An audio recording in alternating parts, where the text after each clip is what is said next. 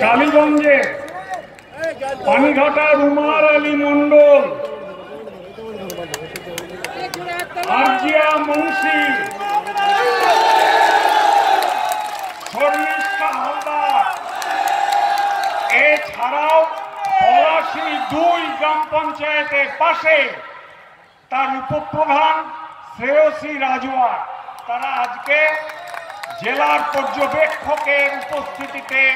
তৃণমূল কংগ্রেসে যোগ দিলেন এবং আমরা তৃণমূল কংগ্রেস পরিবার মমতা ব্যানার্জি, অনুব্রত মণ্ডল, গৌরী দত্ত,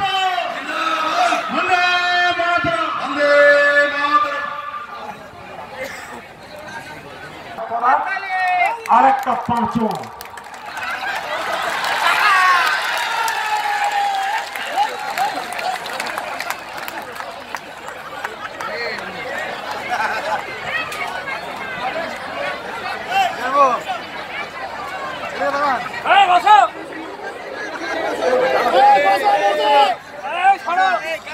এবার বক্তব্য রাখবেন,